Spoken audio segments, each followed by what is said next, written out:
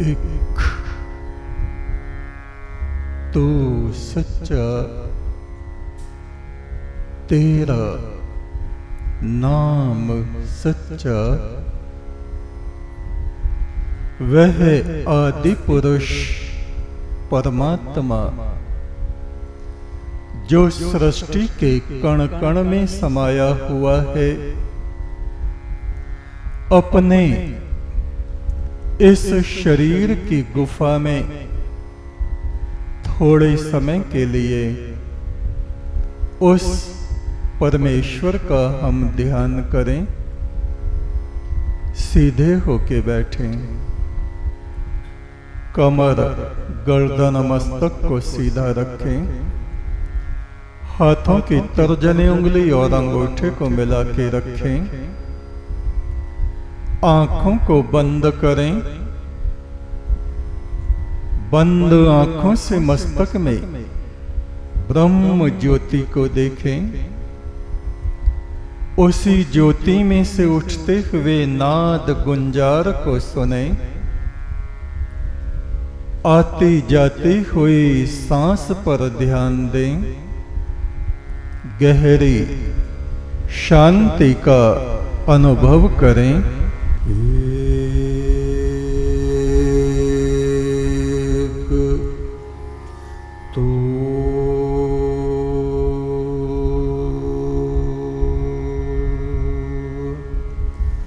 सच्चा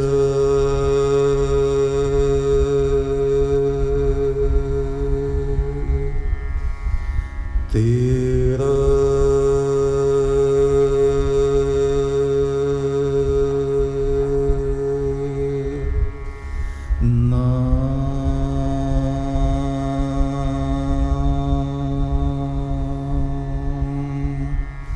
सच्चा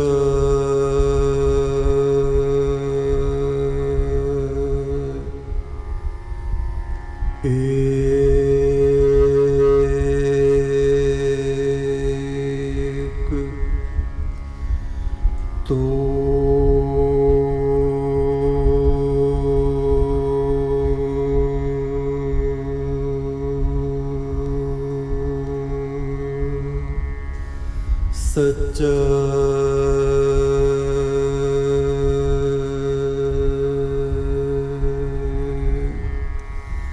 तेरा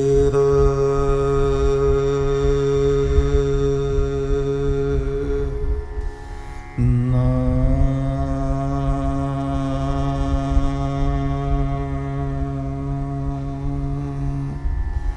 सच्चा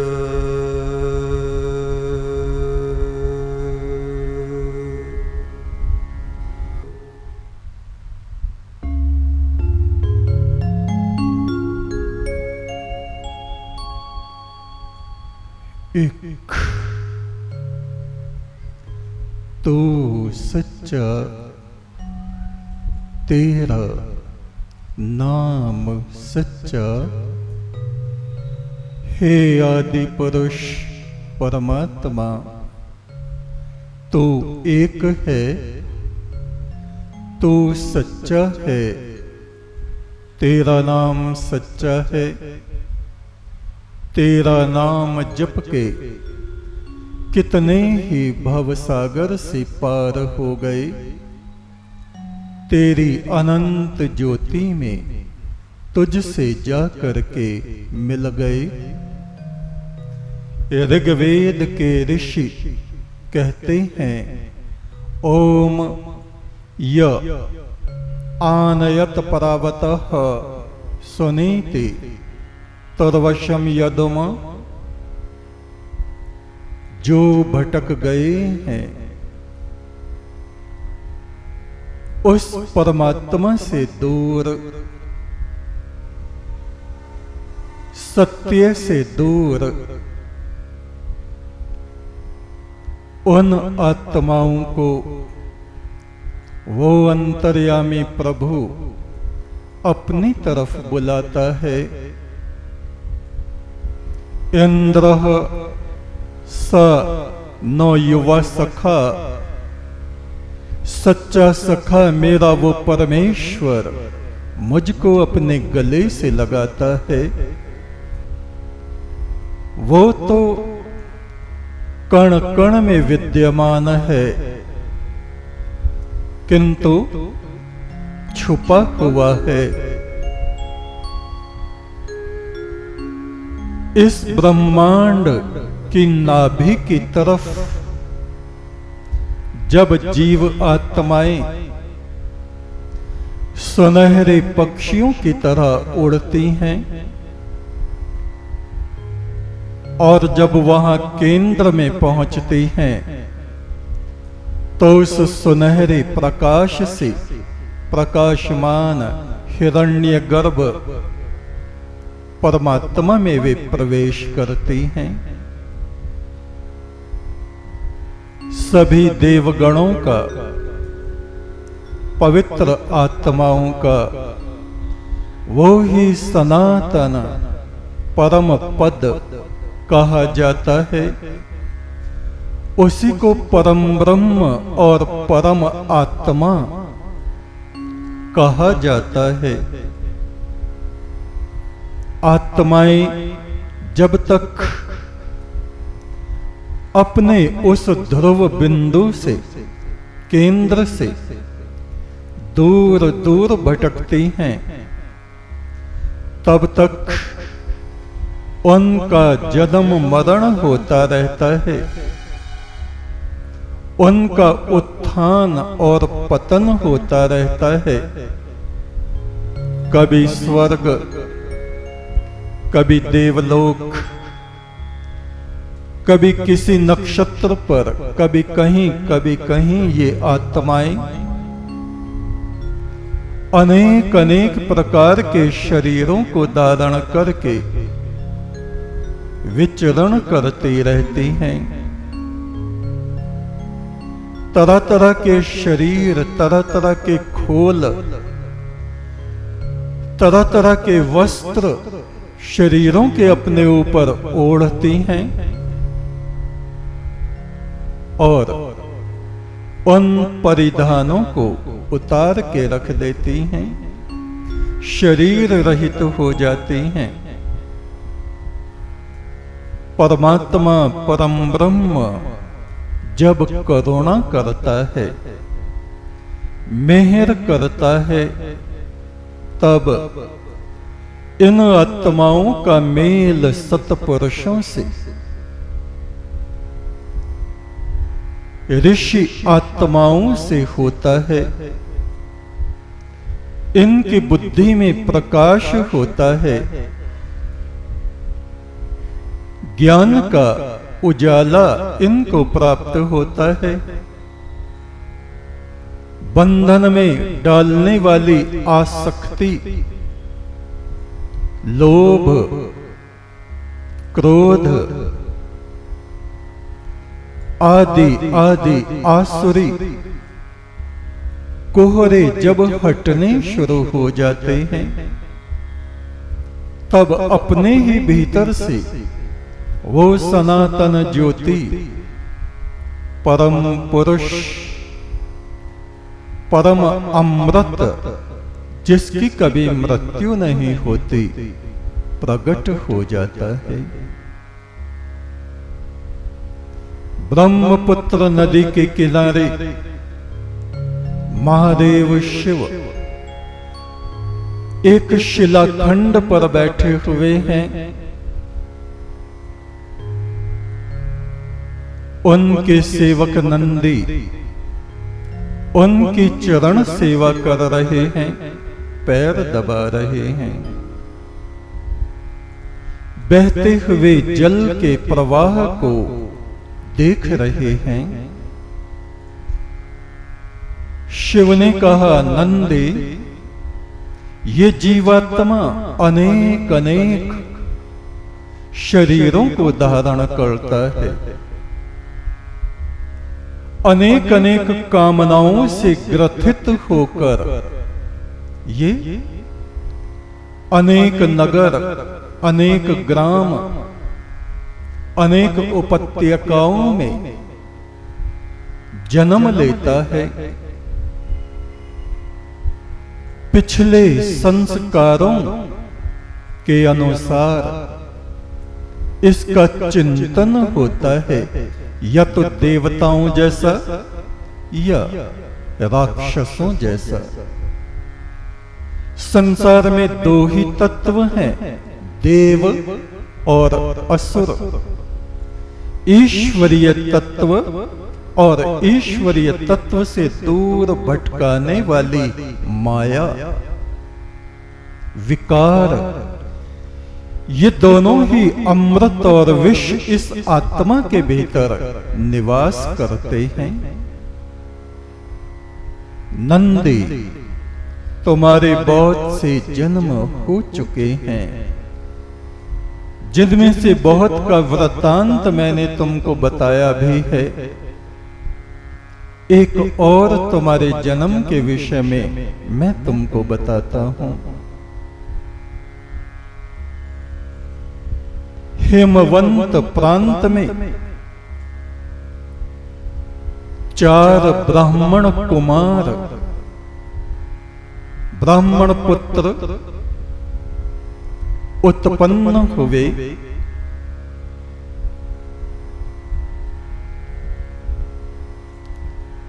संसार से विरक्त होकर वैराग्य को धारण करके ऋषियों के आश्रम में जाकर के उन्होंने प्रवज्या प्राप्त कर ली, ऋषि बन गए और अलग अलग अपने झोंपड़ी डालकर पर्णकुटी बनाकर तपस्या करने लगे। उनमें जो सबसे बड़ा था, अपनी मृत्यु के उपरांत स्वर्ग में जाके वो इंद्र बन गया। उनका तप उन सब से अधिक था, वो इंद्र बना। स्वर्ग के भवन से उसने झांक के पृथ्वी की तरफ देखा और देखा मेरे 3 भाई हिमवंत प्रांत में अब भी साधना कर रहे हैं, कष्ट भी भोग रहे हैं। मनुष्य की आवश्यकताएं भी कुछ न कुछ बनी ही रहती हैं, चाहे वो साधु सन्यासी हो जाए, चाहे वो किसी ग्राम में सामान्य जीवन बिताए, या चाहे वो देश का राजा ही हो जाए। सभी मनुष्यों की कुछ न कुछ आवश्यकताएं बनी रहती हैं। त्याग वृत्ति वाले पुरुष अपनी आवश्यकताओं को, कामनाओं को घटा के कम कर देते हैं, किंतु इन कामनाओं का समापन कभी भी नहीं होता। ऐसा सोच के वो इंद्र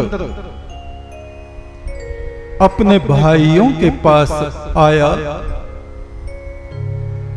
बड़े भाई की पर्णकुटी में गया, कहा मैं इंद्र हूं, हे तपसी, हे ऋषि, तुमको कोई आवश्यकता हो तो बताओ, मैं तुम्हारी सेवा के लिए आया हूं। क्योंकि देवगण और देवताओं का अधिपति भी सदा ही ऋषियों और तपस्वियों का आदर किया करते हैं और उनकी सेवा करके अपने आप को धन्य धन्य अनुभव किया करते हैं। उस ऋषि भाव में स्थित ब्राह्मण पुत्र ने कहा, हे इंद्र, यहां मुझको बड़ी सर्दी लगती है और मैं रोग से पीड़ित हूं। मैं चाहता हूं कि अग्नि मेरे निकट जलती रहे, जिससे मेरा शीत ठंड दूर होती रहे। इंद्र ने कहा, लो ये कुल्हाड़ी लकड़ियां इकट्ठी होंगी और उनमें अग्नि का आधान करके निरंतर तुम्हारी पर्णकुटी में अग्नि प्रज्वलित रहेगी। उस ब्राह्मण पुत्र ने कहा, मैं कहां लकड़ियां काटता फिरूंगा। इंद्र ने कहा, तुमको कहीं भी जाने की आवश्यकता नहीं। इस कुल्हाड़ी पे हाथ फेर के कहना, लकड़ियां लाओ और आग जलाओ, ये स्वयं इस कार्य को करेगी। इंद्र फिर दूसरे ब्राह्मण कुमार के पास पहुंचा, उससे पूछा, हे ऋषि, मैं इंद्र हूं, कहिए आपकी क्या सेवा करूं। उस ब्राह्मण कुमार ने कहा, हे इंद्र, वैसे तो सब ठीक है, मेरी पर्णकुटी के मार्ग से निकट से ही हाथियों के झुंड गुजरते हैं, मुझे भय बना रहता है ये हाथी किसी दिन को मेरी पर्णकुटी को उखाड़ के ना फेंक दें। इंद्र ने कहा, लो ये एक ढोल है, इधर से इसको बजाओगे तो हाथी भाग जाएंगे और दूसरी तरफ से बजाओगे तो हाथी आ जाएंगे। अब वो तीसरे भाई के पास गया,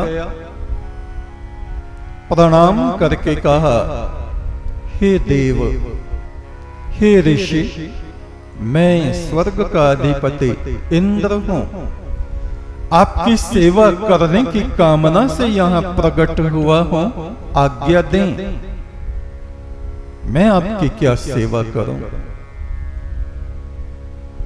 उस ब्राह्मण कुमार ने कहा, वैसे तो सब ठीक है, बस मेरे शरीर में इस प्रकार का रोग है कि मुझको दही खाने की आवश्यकता पड़ती है और मैं कहां गांव में जाके दही मांगता फिरूं। इंद्र ने कहा, लो ये घड़ा है, इसमें जितनी दही चाहो निकाल लो, ये दही ताजी है और कभी समाप्त होने वाली नहीं। इंद्र वापस अपने लोक को चला गया।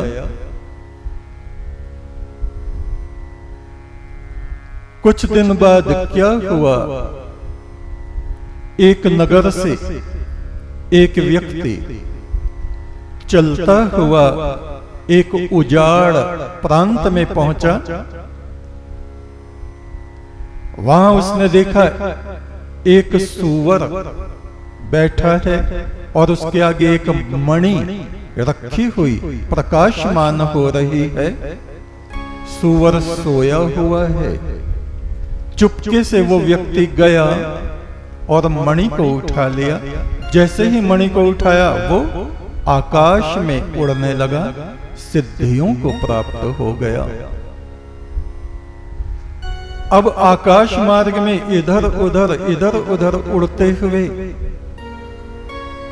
उसने विचार किया, मैं किस दिशा में जाऊं। देखा नीचे 3 ऋषियों की पर्णकुटियां हैं। वहां वो उतरा। पहले ब्राह्मण कुमार के यहां कुछ दिन रहा और देखा इसके पास जो कुल्हाड़ी है